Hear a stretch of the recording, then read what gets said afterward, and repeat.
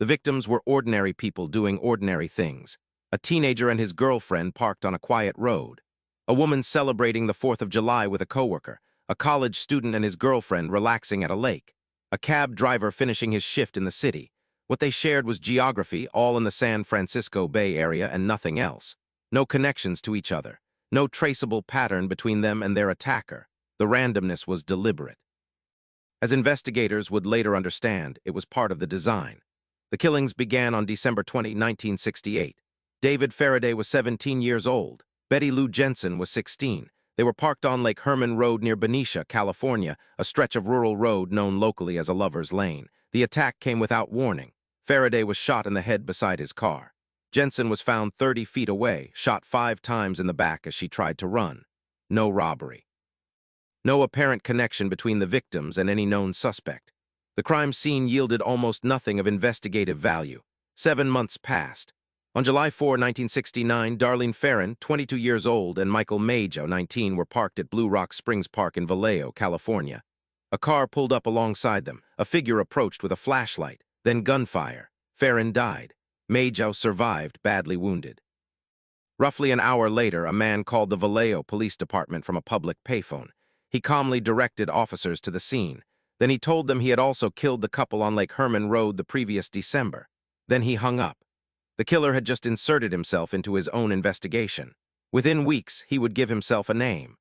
On August 1, 1969, 3 Bay Area newspapers received identical letters.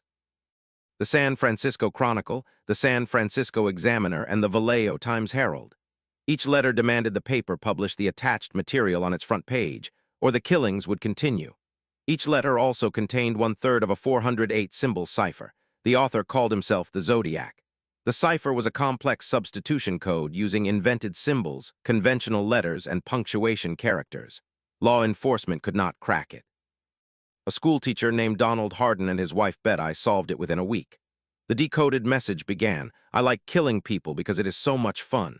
It claimed the cipher contained the author's identity. When decoded, it didn't. The Zodiac had offered a clue and withheld the answer at the same time. On September 27, 1969, the Zodiac attacked again, this time at Lake Berryessa in Napa County. Brian Hartnell, 20, and Cecilia Shepard, 22, were approached by a figure wearing a black hood with a cross-circle symbol stitched on the chest, the Zodiac's own emblem. The attacker bound them, then stabbed both repeatedly. Hartnell survived despite severe wounds. Shepard died 2 days later. Before leaving the scene, the attacker wrote on Hartnell's car door in felt-tip pen the dates of his previous attacks, the current date, and the words "by knife." He was annotating his own crime scenes. The final confirmed Zodiac murder occurred on October 11, 1969. Paul Stine was 29 years old and working the night shift as a cab driver in San Francisco. He was shot in the head in the Presidio Heights neighborhood. Witnesses, teenagers watching from a nearby window, saw a stocky white man methodically wipe down the interior of the cab and walk calmly away. A police broadcast was transmitted with an incorrect suspect description. Patrol officers encountering a man who matched what the witnesses had actually seen let him go. The Zodiac sent the San Francisco Chronicle a piece of Paul Stine's bloody shirt with his next letter proof that he had been there and had walked away. 5 confirmed victims. The last murder was October 1969, but the case was just beginning. What followed was one of the most exhaustive, publicly visible, and ultimately unsuccessful investigations in American criminal history. The letters kept arriving. By 1974, law enforcement had received approximately 20 confirmed Zodiac communications.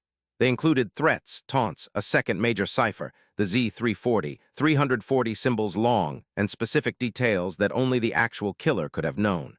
The Zodiac claimed responsibility for as many as 37 murders. Investigators confirmed 5.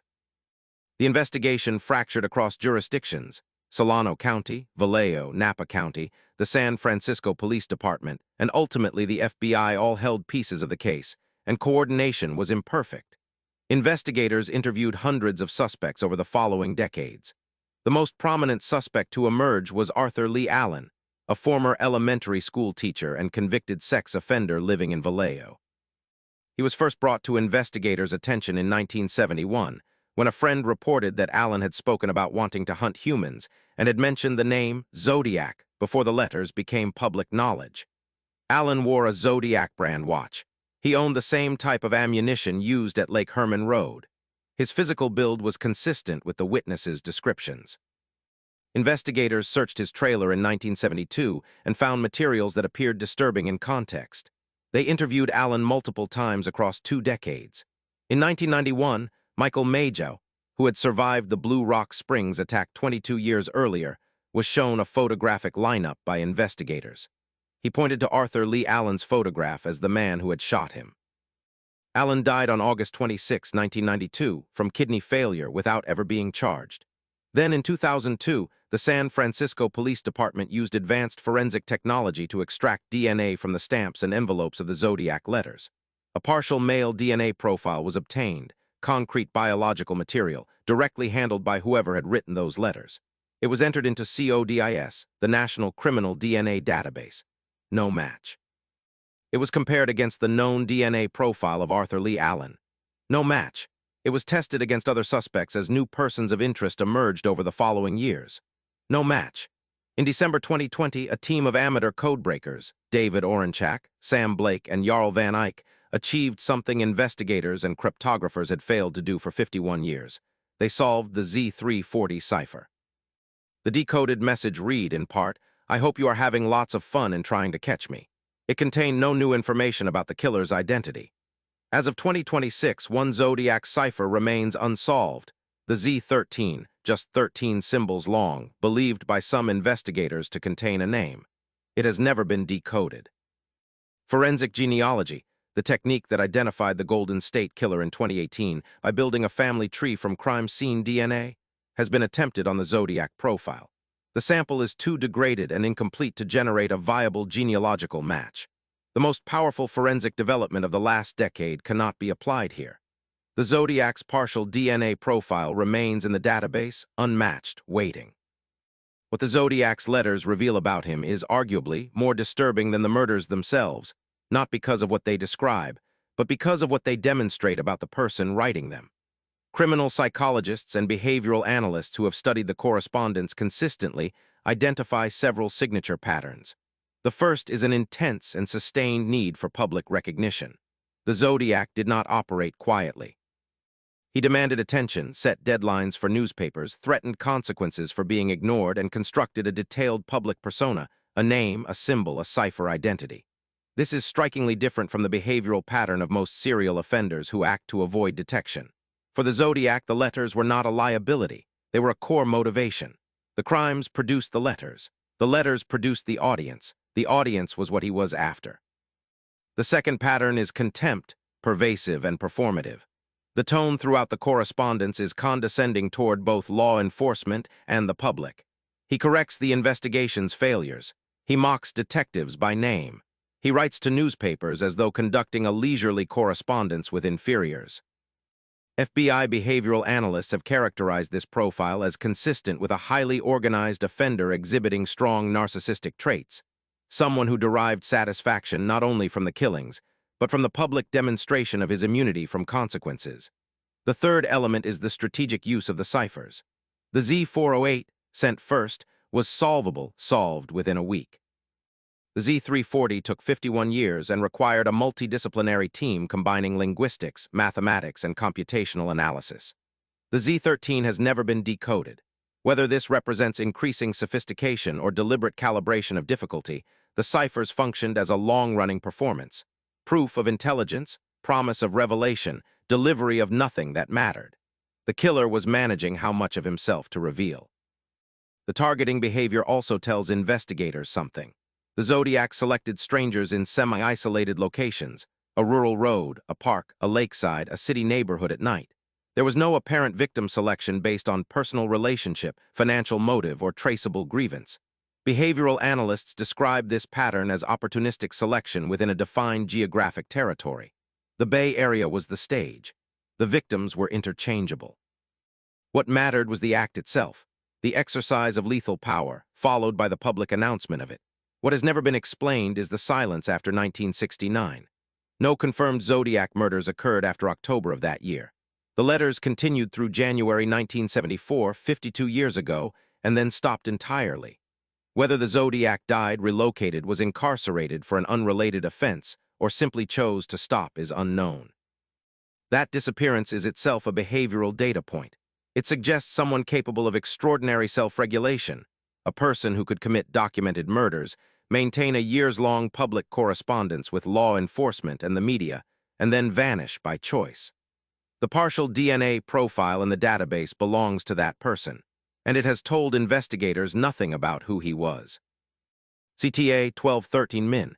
If cases like this, where real evidence exists but answers don't, are what keep you thinking long after the video ends, subscribe to Crime Dossier. Every week, we go inside the investigations that define forensic history, the breakthroughs, the dead ends, and the cases that the justice system couldn't close. Subscribe and turn on notifications so you don't miss what's next. Outro 1315 Min. The Zodiac case asks something most investigations don't. It isn't only who did this, because that question may now be permanently unanswerable. It asks what it means when a person commits documented crimes against real people, taunts the public through the press for years, and escapes accountability entirely, not through clever planning that was later unraveled, but through the simple, irreversible passage of time. The 5 confirmed victims, David Faraday, Betty Lou Jensen, Darlene Ferrin, Cecilia Shepard, and Paul Stein, were real people. Their families lived for decades without resolution. The investigation remained open across multiple law enforcement jurisdictions for over half a century, passing through the hands of hundreds of detectives, forensic analysts, and federal investigators. The most advanced tools that modern science has produced, CODIS, forensic genealogy, computational cryptanalysis, have all been directed at this case. The Zodiac killer has never been identified. That outcome isn't a failure of effort or intelligence. It is a consequence of timing. A case that happened before the forensic infrastructure existed to solve it, evidence that degraded before the technology to use it was invented, and a killer who understood, at some level, that time was his greatest protection. A partial DNA profile sits in a law enforcement database. A 13-symbol cipher has never been decoded. And somewhere in those 2 unresolved fragments is the only remaining connection between the world and a person who murdered 5 people, wrote letters about it, and was never found. That is where the case stands, 52 years later. SEOTAGS. True crime, cold case, Zodiac killer, serial killer, unsolved mystery, criminal psychology, forensic investigation, DNA evidence, cold case unsolved. True crime documentary, Zodiac cipher, forensic genealogy, Bay Area serial killer, unsolved murders 1969, serial killer psychology description. For 52 years, one of history's most infamous killers has evaded identification. Not because investigators stopped looking, but because the evidence reached its limits. The Zodiac killer murdered 5 confirmed victims in California's Bay Area between 1968 and 1969, sent taunting letters and ciphers to the press, and then vanished. DNA extracted from the Zodiac's own letters has been tested, compared, and run through national databases. It has never matched anyone. The final Zodiac cipher remains unsolved. This is a deep-dive documentary into the case that defined the modern cold case era. The victims, the investigation, the forensics, and the criminal psychology behind a killer who turned his crimes into a public performance. Whether you're into true crime, cold cases, criminal psychology, or forensic investigation, this case is essential. 0000, the DNA that matched nobody 0045, who was the Zodiac. 0230, the first murders. Lake Herman Road and Blue Rock Springs 0500, the letters, the ciphers, and the identity he hid 0730, the investigation. Suspects DNA and dead ends 1000, criminal psychology. What the letters reveal 1300, 52 years later. What we know and what we don't, Zodiac killer, true crime, cold case, unsolved mystery, criminal psychology.